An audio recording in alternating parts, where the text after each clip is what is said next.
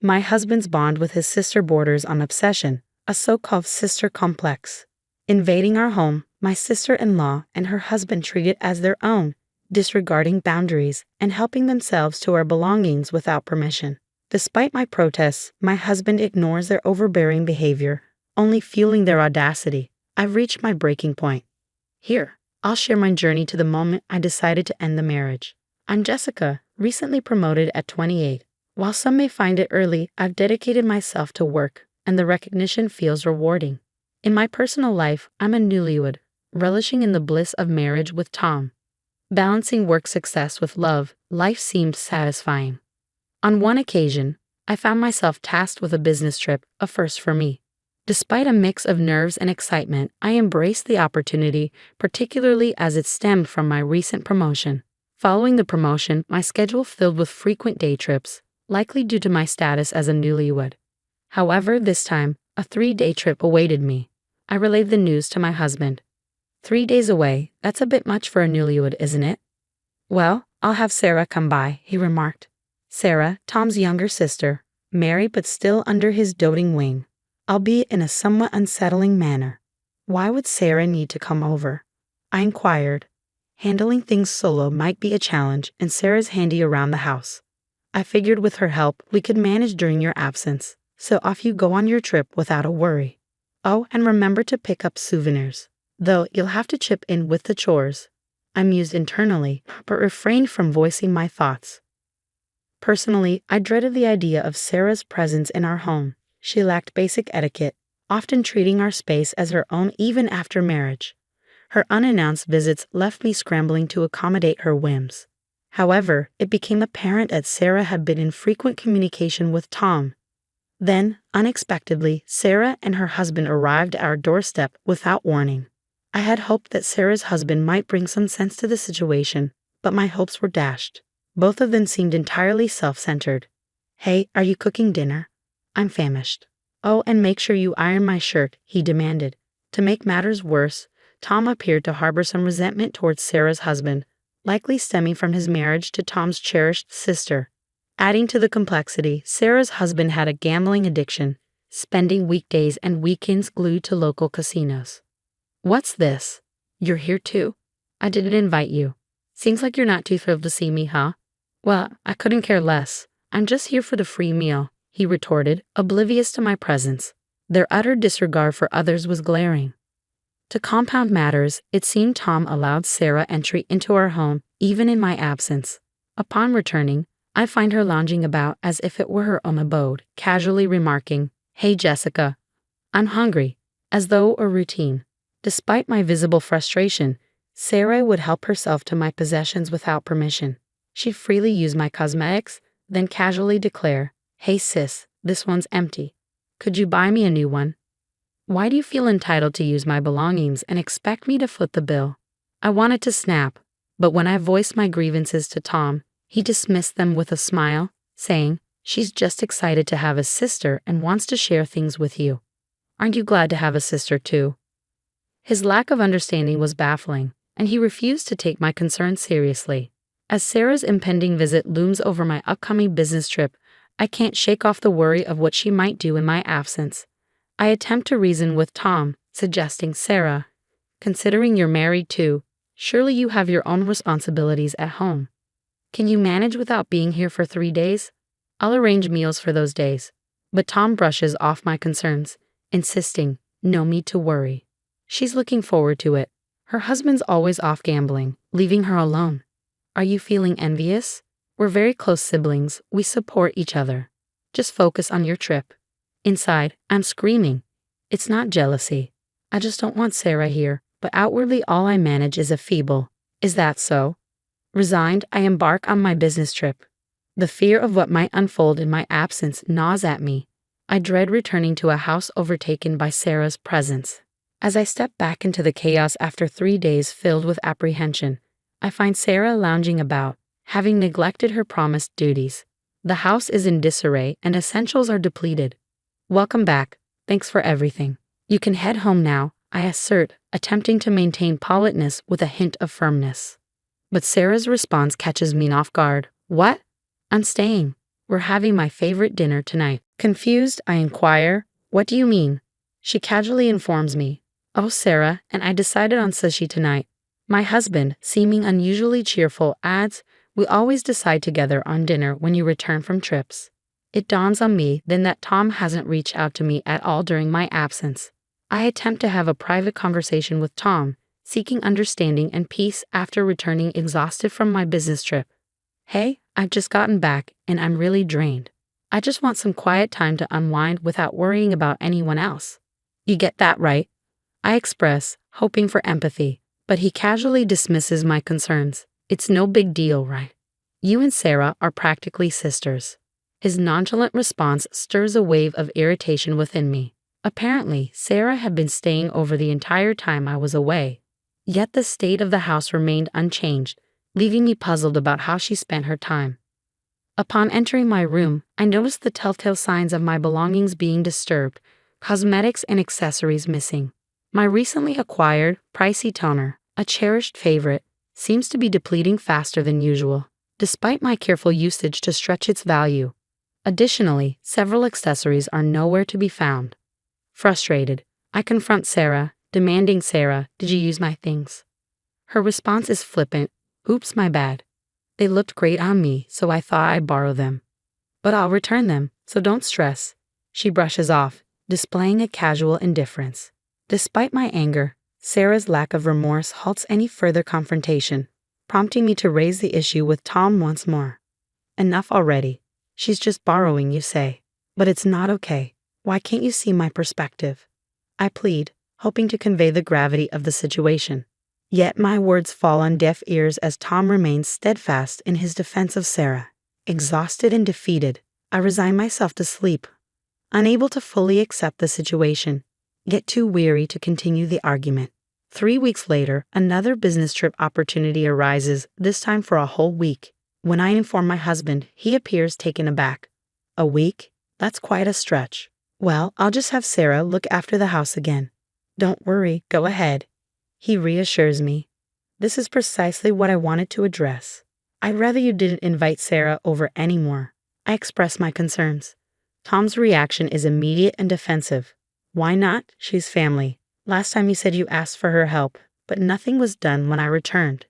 His own words striking a chord with him, Tom falls silent, averting his gaze. You must know as well. Sarah constantly takes my things without permission, claiming she's borrowing them but never returns them.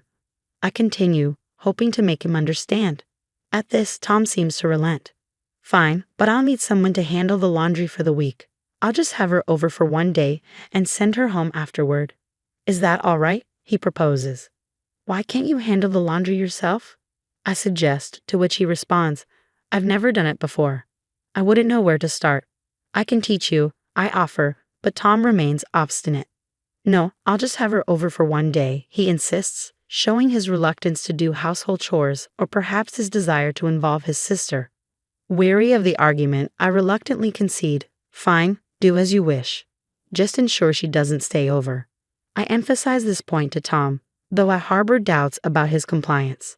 True to my suspicions, upon my return a week later, I find Sarah lounging comfortably on the living room sofa, displaying no evidence of having contributed to the household chores. What's happening here? I inquire, perplexed by the unexpected turn of events. Well, there turned out to be more chores than I anticipated. I asked Sarah to stay over yesterday and today because it was too much for her, Tom explains. Internally, I sigh, realizing my suspicions were warranted. But you said it would only be for one day. I remind him, feeling a surge of frustration. Tom brushes off my concern, saying, relax, she's your sister-in-law. And considering you're often away on business trips, you should appreciate her help. What? Do you even understand the nature of business trips? I'm not out there having fun. You always make excuses like this, disregarding my concerns. Tom continues, seemingly oblivious to my point. Oh, and by the way, Sarah's divorced. She's also lost her job. You'll have times when you can't manage the housework due to your trips, right? She said she's fine with it, so I thought we could let her stay with us. My disbelief turns to outrage. What? Why are you making decisions without consulting me? I've already told you that you can handle the housework. It's not a daily occurrence. This is our home together. We're supposed to support each other in times of need. Don't you feel sorry for her? How could you unilaterally break our agreement like this? I can't trust you, I admonish, feeling a pang of guilt for my harsh words. It's just temporary. Sarah also plans to find a job and a place to live as soon as possible. We have a spare room anyway. And she's already given up her apartment. She doesn't want to stay where she lived with her ex, Tom counters, attempting to justify his decision. Unbelievably, my sister-in-law Sarah had gone through a divorce and suddenly expressed a desire to move in with us. How could you make such a decision without consulting me? This is the last straw. Your lack of consideration is appalling. What kind of family dynamic do you envision? If this is how it's going to be, then do whatever you want. I seethed, clutching my suitcase freshly returned from a business trip as I stormed out of the house.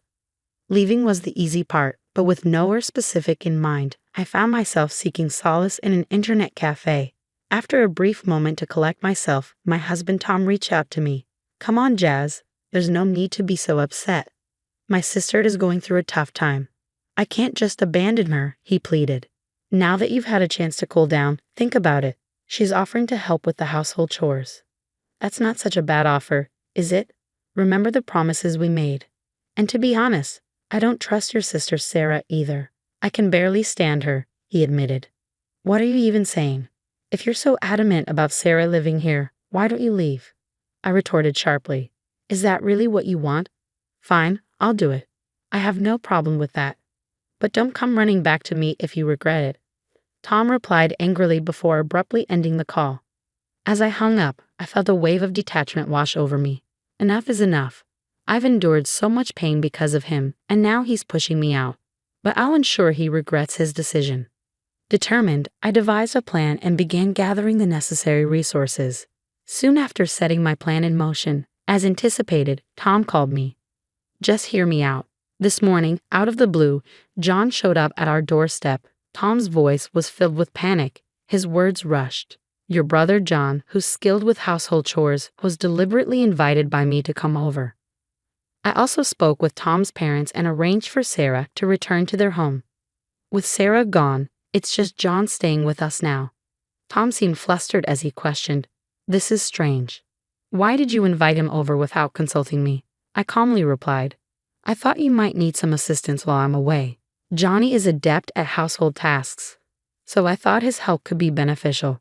I couldn't help but express my discomfort. Tom, it's unsettling for me when someone unexpectedly intrudes and starts doing chores. I feel like I have to constantly maintain a facade in my own home. His response stunned me. Why? Sarah did the same thing to me. You could have at least informed me beforehand when Sarah was coming over. Tom's silence and guilty expression spoke volumes.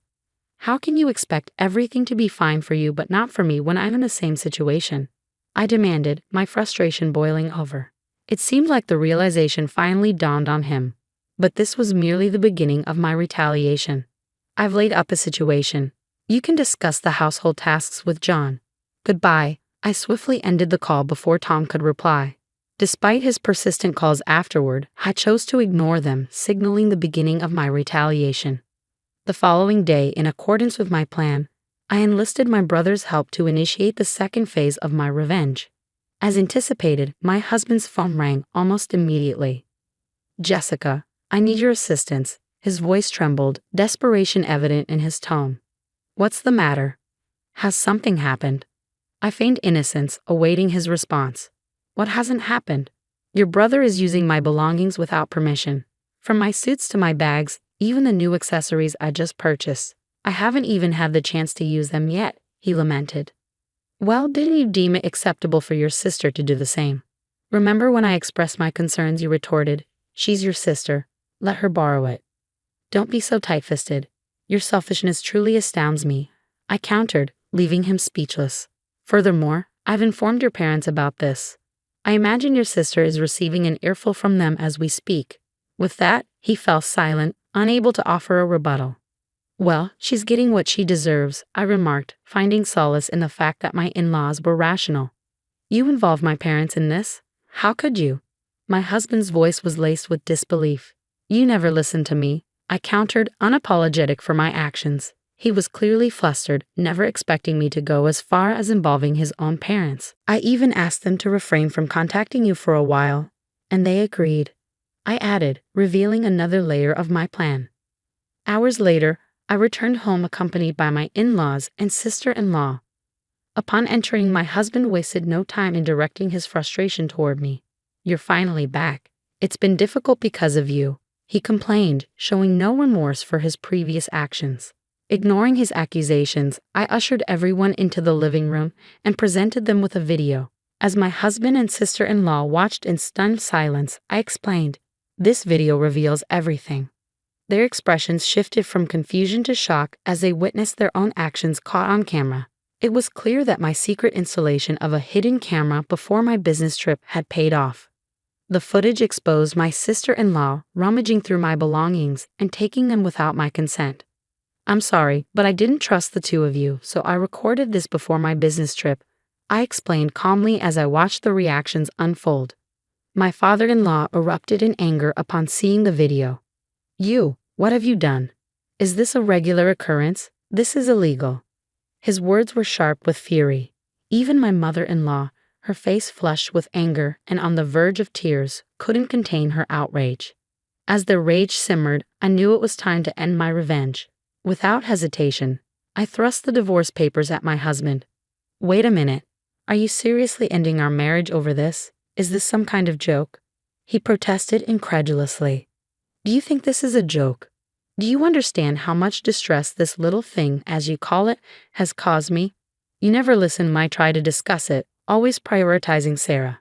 Moreover, she never returned the items she took from me without permission. It's akin to theft. I could even pursue legal action against her. Now hurry up and sign, I demanded firmly, my patience wearing thin. He trembled as he took the pen, my in-laws observing the scene in silence. Eventually, he signed, seeming to resign himself to the inevitable outcome. Once the divorce papers were in my possession, I wasted no time in packing my belongings. Witnessing my preparations, my husband attempted to intervene. Hold on, Jessica. If you leave, I won't be able to afford the rent for this place, he pleaded, desperation evident in his voice. It was true that the apartment we currently resided in was conveniently located and came with a hefty price tag. Relying solely on his salary, he couldn't possibly manage the expenses alone. Despite the pitiful expressions on my in-laws' faces as they observed their son, I remained resolute. I don't care anymore. You're a stranger to me now. Why don't you figure it out yourself? After all, you have your beloved sister. The two of you can find a place within your budget, I retorted coldly. With those words, I left the house and headed straight to submit the divorce papers. I secured an apartment near my workplace, eager to start afresh. In the days that followed, my ex-husband bombarded me with calls and emails. But I found them to be nothing but a nuisance, so I blocked all communication. I had no interest in his whereabouts or activities. Liberated from the burden of stress, I relished in the newfound freedom of my single life.